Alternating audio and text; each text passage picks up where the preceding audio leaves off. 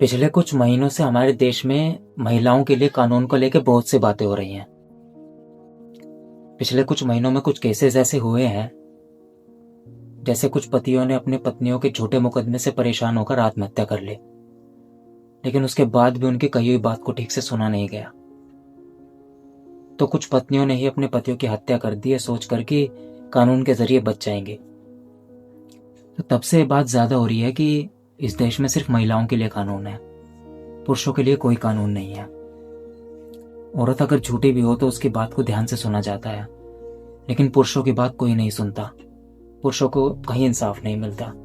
इस तरह की बहुत सी बातें हो रही हैं। और अब हुई है ये घटना। ये हरियाणा के भिवानी जिले की लड़की मनीषा, जो स्कूल में टीचिंग करती थी। आप सबने न्यूज में देखा सुना ही होगा उसके साथ जो कुछ हुआ है। 11 तारीख को वो लड़की लापता हुई थी, और 11 तारीख से लेकर आज तक इस केस में जैसे जैसे जो कुछ भी हुआ है, वो ये साफ साफ बताता है कि कानून ना आदमियों के लिए होता है ना औरतों के लिए। कानून होता है ताकतवर लोगों के लिए, बेईमानों के लिए, झूठों के लिए। कमजोरों के लिए कोई कानून नहीं होता। सीधे शरीफ लोगों के लिए कोई कानून नहीं होता। किसी पैसे वाले ताकतवर आदमी का घर चोरी भी हो जाए ना, तो उसके सिर्फ फोन करने पर कार्रवाई हो जाती है। सिर्फ फोन करने की वजह से सब अपना काम कर रहे होते हैं, उसके सामान को ढूंढने में लगे हुए होते हैं। लेकिन अगर कोई गरीब आदमी अपनी जवान लड़की की गुमशुदगी की रिपोर्ट भी लिखाने चला जाए ना, तो कई बार तो ये तक देखा गया है कि उसको ये तक कह दिया जाता है कि जवान है, भाग गई होगी किसी के साथ, या घूमने गई होगी किसी के साथ, आ जाएगी 2-4 दिन। ऐसा भी होता है। और इसके लिए कोई एक गलत नहीं है कि आप कह दो कि यार ये जिम्मेदार है। ये पूरा सिस्टम ही ऐसा है। इसलिए अगर कोई 2-4 लोग ठीक से अपना काम करना भी चाहे, अपनी ड्यूटी ठीक से करना भी चाहे, तो ये सिस्टम उसको करने नहीं देता।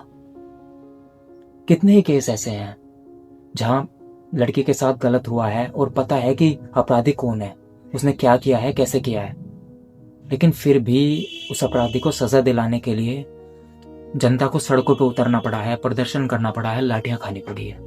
कितने ही केसेस ऐसे हैं। अभी वो कलकत्ता के मेडिकल कॉलेज में उस लड़की के साथ क्या हुआ था, वो भी तो महिला थी ना। निर्भया के केस में क्या हुआ था, उसको फांसी दिलाने के लिए उन्हें कितने साल लग गए।